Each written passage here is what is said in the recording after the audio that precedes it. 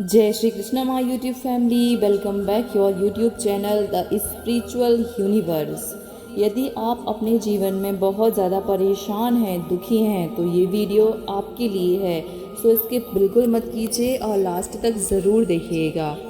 जीवन में हम सभी कभी ना कभी किसी ऐसी परिस्थिति से गुजरते हैं जहां हम टूट जाते हैं या बिखर जाते हैं, जहां सब कुछ खत्म सा दिखाई देने लगता है। हमें कभी कुछ भी अच्छा नहीं लग रहा होता है। ठीक इसी समय हमें ज़रूरत होती है एक मोटिवेशनल स्पीच की, जो हमें उस अंधेरे से बाहर निकालने का काम करती है और हमें आगे का मार्ग दिखाती है। ठीक इसी प्रकार आज की इस वीडियो में कुछ ऐसी बातों का जिक्र करेंगे जिससे आपको ना सिर्फ आगे बढ़ने का मौका मिलेगा, बल्कि आपके अंदर नई ऊर्जा का संचार भी होना शुरू हो जाएगा। जीवन में कठिनाइयाँ कब शुरू होती हैं? क्या आपने कभी सोचा है इस बारे में कि आपके जीवन में कठिनाइयाँ कब आनी हैं, कब शुरू होंगी? मेरे हिसाब से इसका कोई अंदाज़ा नहीं लगा सकता, क्योंकि कठिनाइयाँ और परेशानियाँ दिक्कतें कहते हैं, ये सब तो हमारे जीवन में प्रवेश करते ही आरंभ हो जाती हैं। जैसे ही हमारा जीवन शुरू होता है, उसकी कठिनाइयाँ भी तभी से शुरू हो जाती हैं। जैसे कि माँ के गर्भ से निकलने की कोशिश में पहली कठिनाई का सामना करना पड़ता है। उसके बाद कभी सर्दी जुकाम ना लग जाए, कभी चोट ना लग जाए, इस बात की परेशानी हमेशा रहती है।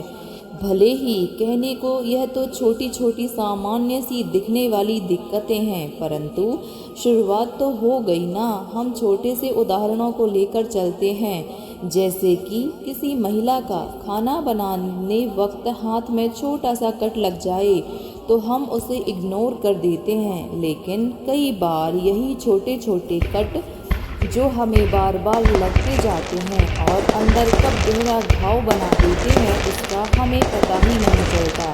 तो ऐसे में सवाल यह उठता है कि हम क्या करें? क्या छोटी छोटी सी चोटें या बातों को लेकर बैठ जाएं और उन्हें देखते रहें? नहीं, हम आपसे छोटी छोटी बातों को लेकर बैठने के लिए नहीं कह रहे हैं, बल्कि हम तो बस आपको उसे इग्नोर करने की सलाह दे रहे हैं। क्योंकि जीवन की अक्सर बड़ी कठिनाइयाँ छोटी छोटी चीज़ों को इग्नोर करने से ही होती हैं, जो आगे चलकर ना जाने किस तरह का रूप ले लेती हैं, यह कोई बता नहीं सकता।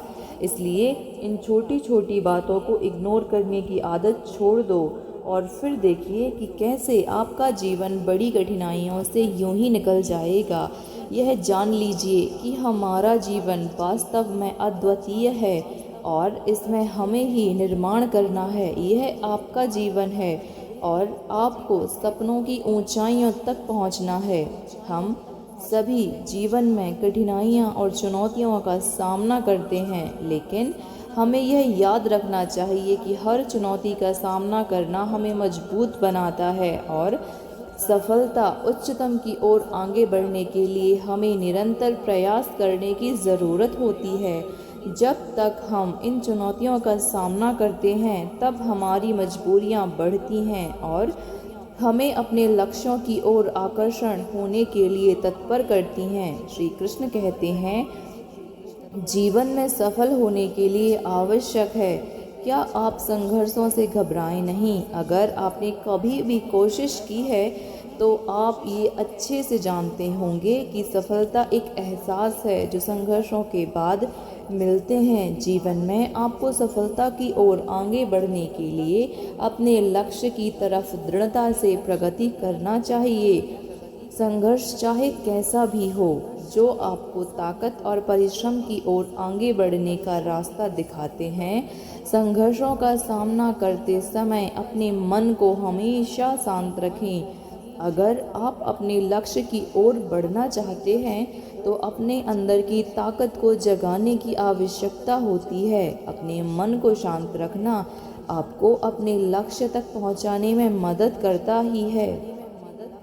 यदि आप खुद ही हार मान लेंगे तो आपकी यात्रा अवसरों से खाली हो जाएगी।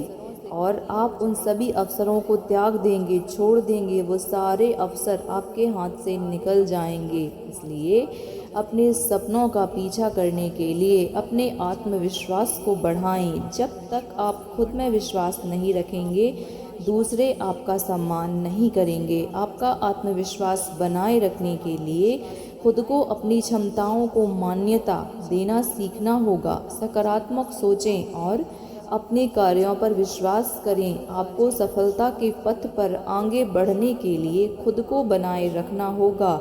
इसके लिए आपको एक अच्छे संगठन की आवश्यकता भी होगी। आप हमेशा कोशिश करें कि आपके अपने आसपास सकारात्मक और सफल लोगों के साथ रहें। एक सकारात्मक और प्रभावशाली संगठन में होने के लिए अपने दोस्तों, परिवार के सदस्यों का समर्थन प्राप्त करें। यही लोग आपके साथ आपके लक्ष्यों की प्राप्ति के लिए आपका साथ देंगे। एक अच्छे संगठन के साथ संघर्ष करना आपको मार्गदर्शन, संघर्ष के अनुभव और उदारता प्रदान करेगा। हमें अपनी क्षमताओं का उपयोग करना चाहिए, नए गुणों को सीखना चाहिए और अपने व्यक्तिगत और व्यावसायिक दिग्गजों से संवाद करना चाहिए।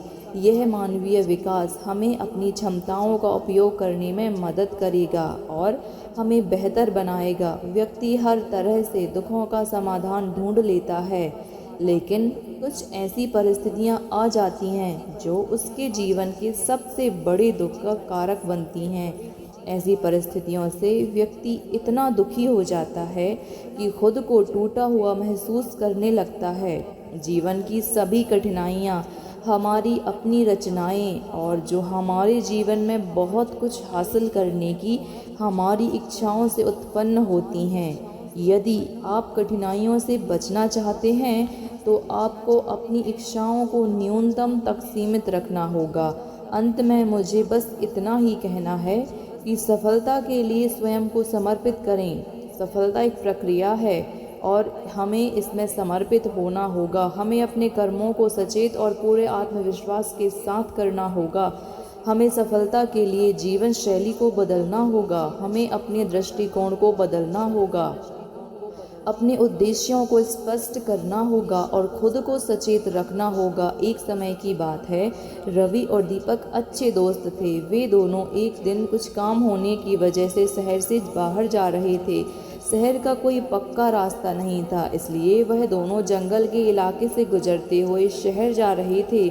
गर्मी बहुत होने के कारण वो दोनों बीच बीच में थोड़ा आराम करने के लिए रुक जाते थे और फिर आगे बढ़ते जाते थे। उन दोनों ने अपने साथ खाने पीने की चीज़ें भी रखी थीं।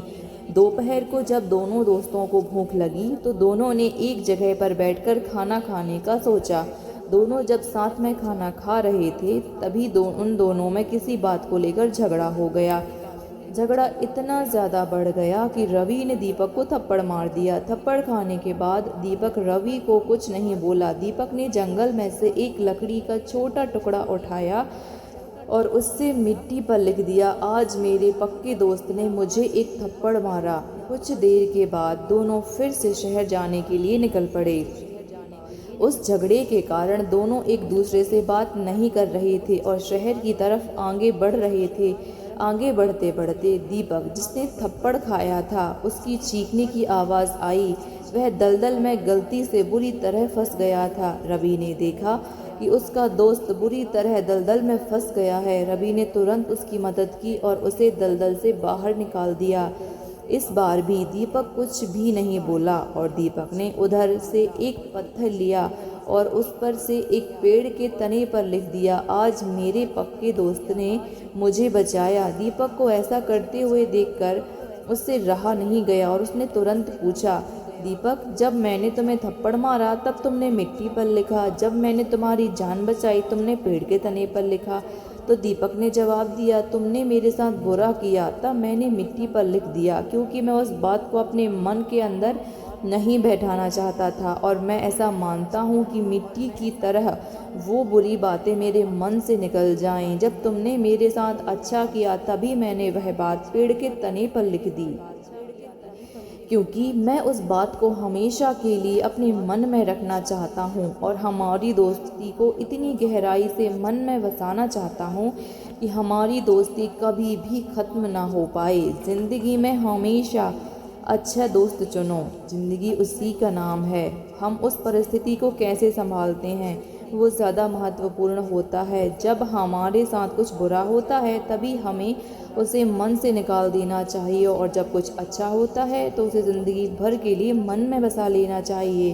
दोस्तों, इस वीडियो से आपको बस हम इतना ही बताना चाहते हैं। ख्याल रखिएगा, मिलते हैं आगे के वीडियो में। जब तक के लिए जय श्री कृष्णा। यदि अभी तक आप लोगों ने चैनल को सब्सक्राइब नहीं किया है तो चैनल को सब्सक्राइब कर दीजिए, बेल आइकन को प्रेस कर दीजिए। जय श्री